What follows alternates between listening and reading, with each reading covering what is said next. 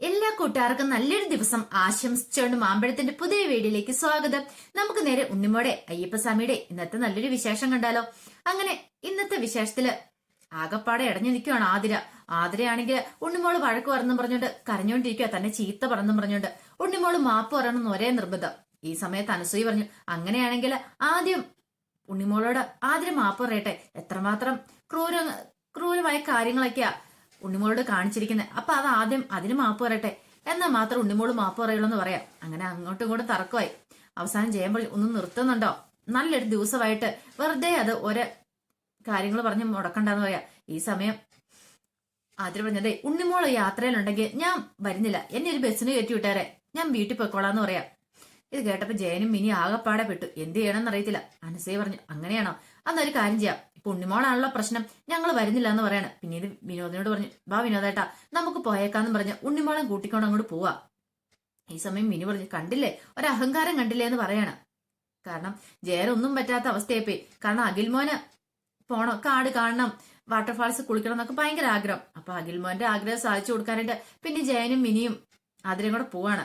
ഈ സമയം ഉണ്ണിമോൾക്ക് വല്ലാത്ത വിഷമമായി. കാരണം ആഗ്രഹിച്ചു പോകുന്ന യാത്രയാ. പക്ഷെ ഗിരിദേവനും അവരില്ലാത്തതിന്റെ അതേ വിഷമം ഉണ്ടായിരുന്നു. പിന്നീട് അവര് നേരെ വീട്ടിലേക്ക് പോരുവാണ്. അങ്ങനെ വീട്ടിലേക്ക് വന്നു കഴിഞ്ഞപ്പോ ദേവികമ്മ ചോദിച്ചു, എന്ത് പറ്റി, നിങ്ങൾ യാത്ര പോയിട്ട് എന്ത് പറ്റി? ഇനിയിപ്പോ എന്താ പോയില്ലേ, എന്തെങ്കിലും പ്രശ്നം ഉണ്ടായെന്ന് ചോദിക്കാം. ഇത് കേട്ടപ്പോ വിനോദ് പറഞ്ഞു, ഒന്നും പറയണ്ട അമ്മയെന്ന് പറയണ.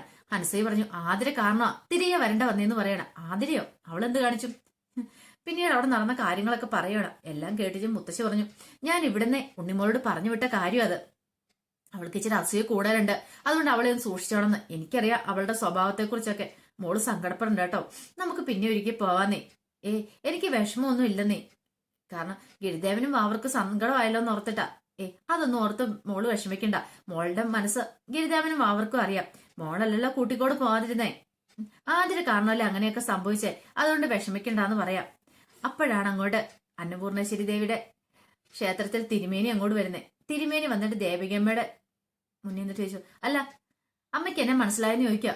പെട്ടെന്ന് ഉണ്ണിമോള് പറഞ്ഞു, അല്ല മുത്തശ്ശിക്ക് മനസ്സിലായില്ലേ, ഇത് അന്നപൂർണേശ്വരി ദേവിയുടെ അവിടുത്തെ ആ ക്ഷേത്രത്തിലെ തിരുമേനി എന്ന് പറയാം. ഓ മനസ്സിലായി, എനിക്കിപ്പോ മനസ്സിലായെന്ന് പറയാം. അല്ല തിരുമേനി എന്താ ഇവിടെ? അതെ ഞാനിവിടെ ഉണ്ണിമോളെന്ന് എനിക്ക് വിളിക്കാൻ പാടില്ല.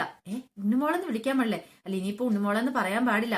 കാരണം ഇനിയിപ്പം ബാലികാദേവിയാണ്, ദേവിയുടെ സ്ഥാനത്ത് കാണണ്ട, അതുകൊണ്ട് ഇനി ദേവിന്ന് മാത്രം പറയാൻ പാടുള്ളൂ. അങ്ങനെ ദേവിനെ കൂട്ടിക്കോട് പോവാൻ വന്നാന്ന് പറയാം. ഇത് കേട്ടതും മുത്തശ്ശിക്കും വിനോദിനും ഒന്നും മനസ്സിലായില്ല. അല്ല എന്താ തിരുമേനി പറയണേ, തിരുമേനി പറയുന്നത് ഞങ്ങൾക്കൊന്നും മനസ്സിലാവുന്നില്ലെന്ന് പറയണം. ഈ സമയം തിരുമേനി പറഞ്ഞു, ഇനി മുതല് ബാലികാദേവി ആയിട്ടായിരിക്കും ഉണ്ണിമോള് അറിയപ്പെടുന്നതെന്ന് പറയാണ്. ബാലികാദേവി ആയിട്ടാ? അതെ, ഇനി വരുന്ന 3 ദിവസം പൗർണിമ വരെയും ബാലികാദേവി ആയിട്ട് ഉണ്ണിമോളെയാണ് തെരഞ്ഞെടുത്തിരിക്കുന്നത് പറയാം. ഇത് കേട്ടപ്പോൾ മുത്തശ്ശിക്കൊന്നും മനസ്സിലായില്ല. മുത്തശ്ശിയോട് തിരുമേനി പറഞ്ഞു, അത് ഞങ്ങളുടെ ക്ഷേത്രത്തില് ഈ പൗർണമി പൂജ എന്ന് പറഞ്ഞാൽ വലിയ ആഘോഷമാണ്.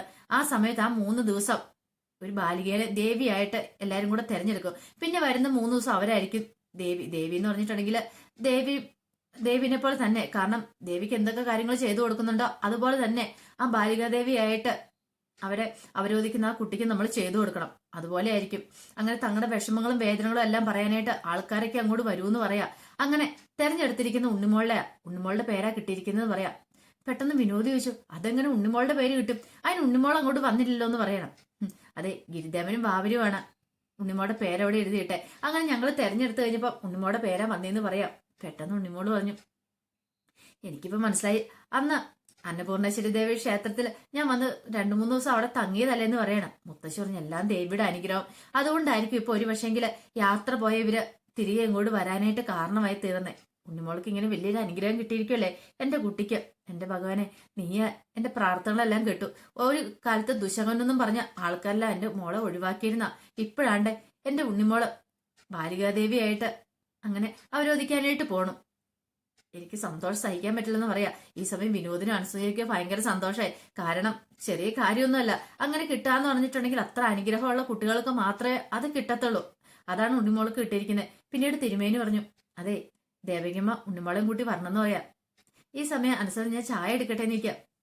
ചായയൊക്കെ എടുക്കാം, അല്ല ദേവകിയമ്മ വരില്ലെന്ന് ചോദിക്കാം. അതെന്താ തിരുമേനി അങ്ങനെ ചോദിക്കുന്നേ? എന്റെ ഉണ്ണിമോളല്ലേ, പിന്നെ ഞാൻ വരാതിരിക്കുവോ?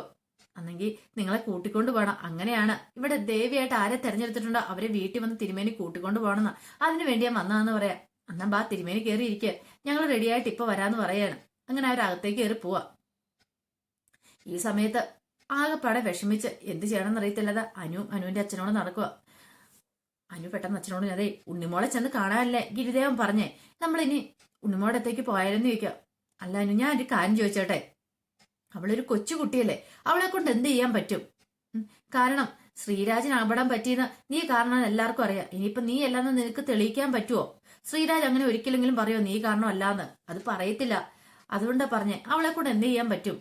എനിക്കറിയില്ല അച്ഛാ, പക്ഷെ എങ്കിൽ ഗിരിദേവൻ പറഞ്ഞിട്ടുണ്ടെങ്കിൽ എനിക്ക് ഉണ്ണിമോളെ പോയി കാണാമെന്ന് എനിക്ക് തോന്നുവാന്ന് പറയാം. ഇനിയിപ്പോ എന്നാ ശരി, നിന്റെ ആഗ്രഹം അങ്ങനെയാണ്, അങ്ങനെ നടക്കട്ടെ. നമുക്ക് ഉണ്ണിമോളെങ്കിൽ ഉണ്ണിമോളെ പോയി കാണാന്ന് പറയാണ്. അങ്ങനെ നടക്കുമ്പോ ഗിരിദേവനും വാവരും മുന്നിലേക്ക് വന്നു. അല്ല ഗിരിദേവൻ എന്താ ഇവിടെ? അല്ല ഞാൻ അനുശേഷിനെ കാണാൻ വന്നാന്ന് പറയും. ഞങ്ങളെ ഉണ്ണിമോളെ കാണാനായിട്ട് പോവാ. ഗിരിദേവനല്ലേ പറഞ്ഞേ ഉണ്ണിമോളെ കാണാനായിട്ട് പോണെന്ന് പറഞ്ഞേ. അതെ, ഇപ്പോഴങ്ങോട്ട് പോയിട്ട് കാര്യമില്ലാന്ന് പറയണ. അതെന്താ അങ്ങനെ പറഞ്ഞേ? ഉണ്ണിമോൾ അവിടെ ഇല്ലാന്ന് പറയാം. ഉണ്ണിമോൾ അവിടെ ഇല്ലേ? അയ്യോ ഇനിയിപ്പൊ എന്ത് ചെയ്യും അച്ഛാ? ഇനിയിപ്പൊ നമ്മൾ എന്ത് ചെയ്യുമെന്ന് ചോദിക്കാം. പേടിക്കണ്ട, ഉണ്ണിമോള് ദേവിപുരത്തുണ്ടെന്ന് പറയണ. ദേവിപുരത്തോ? അതെ അവിടെയുണ്ട്, അവിടെ ചെന്ന ഉണ്ണിമോളെ കാണാൻ പറ്റുമെന്ന് പറയാം.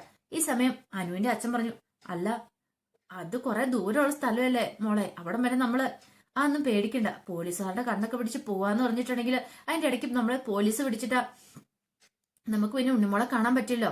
അതൊന്നും ഓർത്ത് അച്ഛൻ വിഷമിക്കേണ്ട, ഒന്നും സംഭവിക്കില്ല. ഇടയ്ക്ക് പോലീസ് ഒന്നും പിടിക്കാൻ പോകുന്നില്ല. ധൈര്യമായിട്ട് ദേവിപുരത്തേക്ക് പൊക്കോ, അവിടെ വെച്ച് ഉണ്ണിമോളെ കാണാന്ന് പറയാ. ഈ സമയത്ത് ജയനും മിനിയും അവരെല്ലാരും കൂടെ ഒരു റിസോർട്ടിലേക്ക് ഞങ്ങൾ ചെല്ലുവാണ്. റിസോർട്ടിലേക്ക് ചെല്ലുന്നതിന് മുമ്പ് അങ്ങോട്ട് വിളിച്ചു ചോദിക്കണം റൂമൊക്കെ ഉണ്ടെന്ന്. അപ്പൊ അതിന് വേണ്ടിയിട്ട് വിളിക്കുവാണ്, ഫോൺ വിളിച്ചിട്ട് ചോദിക്കുവാണ് റിസോർട്ടിന്റെ കാര്യങ്ങളൊക്കെ. അപ്പം പറഞ്ഞു ഒരു ദിവസത്തിന് സ്റ്റേ ചെയ്യാനായിട്ടാ, കുഴപ്പമില്ല റൂമൊക്കെ ഉണ്ടെന്ന് പറയാണ്. അങ്ങനെ വിളിച്ച് വെച്ച് കഴിഞ്ഞപ്പോഴത്തേനാണ് അഖിൽമോൻ വല്ലാത്ത കരച്ചില്. മിനി അഖിൽമോനെ കൊണ്ട് വന്നിട്ട് പറഞ്ഞു, ഇതേ ഇവൻ ഭയങ്കര കരച്ചിലാ, പോവണ്ടെന്നും പറഞ്ഞോണ്ട്. ഇതേ അഖിൽമോൻ എന്തായി പറയണേ? ഇവിടം വരെ വന്നിട്ട് അഖിൽമോൻ ആനയെ കാണണ്ടേ, വാട്ടർഫോൾസ് കുളിക്കണ്ടേ, പിന്നെ ഇവിടം വരെ വന്ന് നമ്മൾ വെറുതെ പോവില്ലെന്ന് ചോദിക്കാം. വേണ്ട, എനിക്ക് വീട്ടിൽ പോയാൽ മതി, എനിക്ക് ഇവിടെ നിൽക്കണ്ട. ഉണ്ണിച്ചേച്ചി ഉണ്ടായിരുന്ന കുഴപ്പമില്ല, ഉണ്ണിച്ചേച്ചി ഇല്ലല്ലോ, അതുകൊണ്ട് എനിക്ക് ഇഷ്ടമില്ല എന്ന് പറയാം ഒരിടത്തും പോകാനായിട്ട്. എന്റെ വീട്ടിൽ കൊണ്ടേ ആക്കിയാൽ മതി, എനിക്ക് ഇപ്പൊ വീട്ടിൽ പോകണമെന്ന് പറഞ്ഞു ഒരേ കരച്ചില്.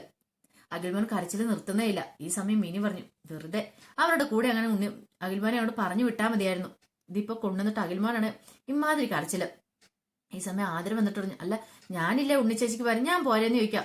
വേണ്ട, എനിക്ക് ആതിര ചേച്ചിന് ഇഷ്ടമില്ല, എനിക്ക് എന്റെ ഉണ്ണിച്ചേച്ചിനെ മതി, എനിക്ക് വീട്ടിൽ പോയാൽ മതി, എനിക്ക് ഒരിടത്തേക്കും പോകണ്ടെന്ന് പറയാം. അങ്ങനെ അഖിൽമോന്റെ വാശി കണ്ടു കഴിഞ്ഞപ്പം അവസാനം മിനി പറഞ്ഞു, ഇനിയിപ്പം വെറുതെ വാശി പിടിപ്പിച്ച് വല്ല അസുഖം പിടിച്ചു വെച്ചിട്ടുണ്ടെങ്കിൽ അടുത്ത ദിവസം അവർക്ക് യാത്രയുള്ളതല്ലേ, അതിന്റെ ആവശ്യമില്ല, നമുക്ക് തിരികെ പോയേക്കാം ചേട്ടാന്ന് പറയാം. അല്ല ആ റൂമിന്റെ കാര്യം വിളിച്ചു പറഞ്ഞാലേ ഞങ്ങൾ ക്യാൻസൽ ചെയ്യുന്ന, നമ്മൾക്ക് തിരികെ പോവാന്ന് പറയാണ്. അങ്ങനെ അവര് തിരികെ പോവാണ്. ഈ സമയം ദേവികമ്മേനെ ഉണ്ണിമോളയും കൊണ്ട് അന്നപൂർണേശ്വരി ദേവിയുടെ ക്ഷേത്രത്തിലേക്ക് എത്തി തിരുമേനി. അങ്ങനെ അവിടെ കഴകപ്പുര കാണിച്ചു കൊടുത്തു. അതെ ഇന്നു മുതല് ഇനിയിപ്പം ഉണ്ണിമോൾ ഇവിടുന്ന് പോകുന്ന ദിവസം വരെ ഇവിടെയാ കേട്ടാ താമസിക്കണേന്ന് പറയാ. ഇത് കേട്ട ഉണ്ണിമോള് പറഞ്ഞു, എനിക്ക് മനസ്സിലായി, ഞാനിവിടെ മുമ്പ് ഗിരിദേവന്റെ കൂടെ വന്ന സമയത്ത്, ശബരിമലയ്ക്ക് പോകാൻ വന്ന സമയത്ത് എന്റെ കാല് വയ്യാതെ കിടന്നപ്പം ഞാൻ ഇവിടെയാ കിടന്നേ, ഇവിടെ വെച്ച ഞാൻ എന്റെ അമ്മേനെ കണ്ടേ, സ്വർഗത്തിലുള്ള എന്റെ അമ്മേനെ കണ്ടേന്ന് പറയാ. പെട്ടെന്ന് ഉണ്ണിമോളുടെ മനസ്സിലേക്ക് തന്റെ അമ്മ വന്നതൊക്കെ ഓർമ്മ വരുക. കാരണം അന്ന് അമ്മയായിട്ട് ഉണ്ണിമോളുടെ അരികിലേക്ക് വന്ന് അത് ദേവിയായിരുന്നു, അന്നപൂർണേശ്വരി ദേവിയായിരുന്നു. അത് ഉണ്ണിമോൾക്ക് അറിയില്ലായിരുന്നു. തന്റെ അമ്മ സ്വർഗത്തിൽ നിന്ന് വന്നെന്ന് വിചാരിച്ച അവൾ ഉണ്ണിമോൾ ഇരിക്കണേനെ. ഈ സമയം മുത്തശ്ശി പറഞ്ഞു, എല്ലാം ദേവിയുടെ അനുഗ്രഹം കൊണ്ട് എങ്ങനെയൊക്കെ സംഭവിച്ചെന്ന് പറയാം. തിരുമേനി പറഞ്ഞു, ശരിയാ, എല്ലാവർക്കും കിട്ടുന്ന ഒരു ഭാഗ്യമല്ല ഉണ്ണിമോൾക്ക് കിട്ടിയിരിക്കുന്നത്. പിന്നീട് അവിടെ ഇരിക്കുന്ന ഡ്രസ്സും ആഭരണവും കാണിച്ചു കൊടുത്തിട്ട് പറഞ്ഞു, ഇത് ഉണ്ണിമോൾക്ക് അണിയാനുള്ള നാളെ രാവിലെ നിർമ്മാല്യം തൊഴുത് ഉണ്ണിമോള് കുളിച്ച് ശുദ്ധിയൊക്കെ വരുത്തി ഡ്രസ്സെല്ലാം ധരിക്കണമെന്ന് പറയാം. അങ്ങനെ ഉണ്ണിമോള് ദേവിയായിട്ട് മാറുമെന്ന് പറയാം. ഈ സമയം ഉണ്ണിമോൾക്ക് ടെൻഷൻ, ഞാനിങ്ങനെ ദേവിയായിട്ട്? അതൊന്നും ഉണ്ണിമോള് പേടിക്കണ്ട, കൃത്യസമയത്ത് അങ്ങനെ ആയിക്കോളും, ഉണ്ണിമോൾക്ക് അതൊക്കെ മനസ്സിലായിക്കോളും എന്ന് പറയാം. ഈ സമയത്ത് ഗിരിദേവനും വാവരും കൂടെ വന്നേ. അവരെ കണ്ടത് മുത്തശ്ശി പറഞ്ഞു, ആഹാ രണ്ടുപേരും കൂടെ വന്നല്ലോ എന്ന് പറയാം. ഉണ്ണിമോള് പറഞ്ഞു, ഗിരിദേവ സോറി കേട്ടോ, അങ്ങോട്ട് പോയപ്പോ ആതിര ചേച്ചി അങ്ങനെ പറഞ്ഞോണ്ടാ ഞാൻ കൂട്ടിക്കൊണ്ട് പോയായിരുന്നെന്ന് പറയാം. അതൊന്നും ഓർത്ത് ഉണ്ണിമോള് വിഷമിക്കണ്ട, അതൊന്നും സാരമുള്ള കാര്യമൊന്നുമല്ല, ഞങ്ങൾക്കറിയാലോ ഉണ്ണിമോളുടെ മനസ്സെന്ന് പറയാം. ഈ സമയം ഗിരിദേവൻ പറഞ്ഞു, അല്ല ഉണ്ണിമോൾക്കൊരു ഭാഗ്യം കൈവന്നിരിക്കുന്നു, എനിക്കറിയാം, ഗിരിദേവനല്ല എന്റെ പേരെഴുതിയിട്ടെ. മുത്തശ്ശി പറഞ്ഞു, അല്ലെങ്കിലും എനിക്കറിയാം, നിങ്ങൾ എന്റെ ഉണ്ണിമോളുടെ കൂടെ ഉണ്ടെങ്കിൽ എന്റെ ഉണ്ണിമോൾക്ക് ഒരു ആപത്തും വരില്ല. അല്ലെങ്കിൽ തന്നെ ഇപ്പൊ ബാലികാദേവിയായിട്ട് ഉണ്ണിമോള് വരാൻ കാരണം എന്താ? നിങ്ങൾ രണ്ടുപേരും അല്ലേ, നിങ്ങളെ പേരെഴുതിയിട്ടുണ്ടല്ലേ, ഈ നന്ദിയും കടപ്പാടും എന്നും എന്റെ ഉണ്ണിമോൾക്കും എനിക്ക് നിങ്ങളോട് ഉണ്ടായിരിക്കും എന്ന് പറയാം. പിന്നീട് ഗിരിദേവൻ പറഞ്ഞു, ഉണ്ണിമോൾക്ക് പേടിയുണ്ടോന്ന് ചോദിക്കും. ഏയ്, പേടിയൊന്നുമില്ല. കാരണം എനിക്ക് കിട്ടുന്ന ഏറ്റവും വലിയ ഭാഗ്യമാണെന്നല്ലേ എല്ലാരും പറയണേ. ചിലപ്പോ അതായിരിക്കും. ദേവിയായിട്ട് 3 ദിവസം ദേവിയായിട്ട് ഇരിക്കുന്ന നല്ല ഒരു അനുഗ്രഹമുള്ള കാര്യമല്ലേ. തിരുമേനി പറഞ്ഞു, ശരിയാ, ദേവിയായിട്ട് 3 ദിവസം ഇരുന്നിട്ടുണ്ടെങ്കിൽ ദേവിയുടെ പോലെ എല്ലാ കാര്യങ്ങളും ഇവിടെ ചെയ്തു തരും ഉണ്ണിമോൾക്ക് വേണ്ടിയിട്ട്. പിന്നെ ഒരു കാര്യം കൂടെ ഉണ്ട്. ഇനിയിപ്പോ ദേവിയായിട്ട് ഇരിക്കുന്ന സമയത്ത് ഈ മുത്തശ്ശി പോലും ഉണ്ണിമോടെ മുന്നിൽ വന്നിട്ടുണ്ടെങ്കിൽ അത് ഉണ്ണിമോളെക്കാളും താഴെ ആയിരിക്കും, അല്ലാതെ ഉണ്ണിമോളെക്കാളും വലുതല്ല. കാരണം ദേവിയാണ് അവിടെ ഇരിക്കുന്നത്. അപ്പൊ ദേവിയുടെ താഴെ ആയിരിക്കും ബാക്കി എല്ലാവരും. ആ ഓർമ്മ ഉണ്ണിമോൾക്ക് ഉണ്ടാവണമെന്ന് പറയാം. ഇത് ഇവിടെ ഗിരിദേവൻ പറഞ്ഞു, അതൊന്നും ഓർത്ത് തിരുമേനി പേടിക്കണ്ട. ഉണ്ണിമോള് ദേവിയായി കഴിയുമ്പോൾ നമുക്ക് അതിനെക്കുറിച്ച് അറിയാനും സാധിക്കും. ഇനിയിപ്പം ഉണ്ണിമോളുടെ അടിയിലേക്ക് അഭയം പ്രാപിച്ച് ആരൊക്കെ വരുമെന്ന് അറിയില്ല എന്ന് പറയാ. ഇങ്ങനെ അവർ സംസാരിച്ചുകൊണ്ടിരുന്നപ്പം വല്ലാത്ത സന്തോഷം ഉണ്ടായി ദേവിയമ്മയ്ക്ക്. ഈ സമയം വീട്ടിലേക്ക് തിരികെ പോവായിരുന്നു ജയനും മിനി എല്ലാരും കൂടെ. അങ്ങനെ അവര് പോകുന്ന സമയത്ത് മിനി പറഞ്ഞു, എല്ലാ ചെറുക്കം കാരണം. ആ ചെറുക്കം വന്നാ ഈ ടൂറും മൊത്തം ആകെപ്പാടെ പൊളിച്ചു വെച്ച്. അവന്റെ ശാപമാന്ന് തോന്നി ഇപ്പൊ തിരികെ പോന്നെ. ഗിരിദേവനെ കുറിച്ച് പറഞ്ഞ, ഇല്ലായിരുന്നെങ്കിൽ എത്ര സന്തോഷത്തോടെ നമ്മൾ എല്ലാരും കൂടെ പോയിട്ട് വേണ്ട യാത്രയായിരുന്നു എന്ന് പറയുമായിരുന്നു. അപ്പോഴാണ് എതിരൊരു വാഹനം വന്ന് പെട്ടെന്ന് സ്പീഡിൽ വന്നുകൊണ്ട് ജയൻ അങ്ങോട്ട് വെട്ടിച്ചു കഴിഞ്ഞപ്പോഴത്തേനും ആ കാറ് പോയി ഒരു മരത്തിലിടിച്ചങ്ങ് നിൽക്കുവാണ്.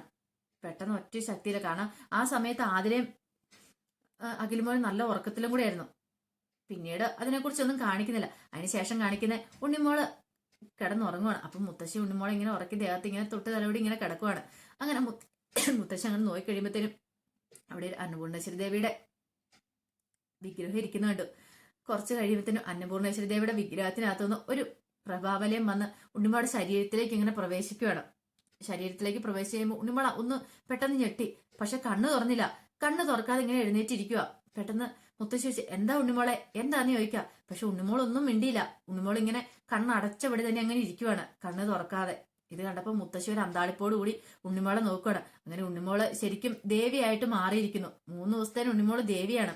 അതൊക്കെ കണ്ട നമുക്ക് നല്ല ഭംഗിയുണ്ടാവും ഒരു രംഗം കാണാനായിട്ട്. ദേവി ഒന്ന് ഉണ്ണിമോളുടെ ശരീരത്തിലേക്ക് പ്രവേശിക്കുന്നേ, പിന്നീട് ഉണ്ണിമോൾ ഇങ്ങനെ കണ്ണടച്ചിരിക്കുന്നതായിട്ടുള്ള വിശേഷങ്ങളൊക്കെ. അപ്പൊ ഇതിന്റെ ബാക്കി വിശേഷങ്ങളുമായിട്ട് ഇന്ന് വൈകുന്നേരം അല്ലെങ്കിൽ നാളെ വരാട്ടോ. ഇപ്പൊ നെക്സ്റ്റ് വീക്ക് പ്രമേയം കാണിക്കാൻ പോകുന്നത്. ഇനിയിപ്പോ ആരൊക്കെ ഉണ്ണിമോളുടെ അരികില് സഹായം അഭ്യർത്ഥിച്ച് വരുമെന്ന് അറിയത്തില്ല.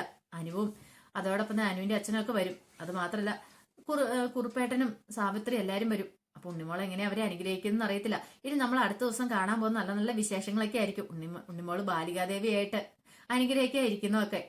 അങ്ങനെ അതിന്റെ വിശേഷങ്ങൾക്കായി നമുക്ക് എല്ലാവർക്കും കാത്തിരിക്കാം കേട്ടോ. ഒരിക്കൽ കൂടി എല്ലാവർക്കും നല്ലൊരു ദിവസം ആശംസിച്ചുകൊണ്ട് നിർത്തുന്നു. നന്ദി.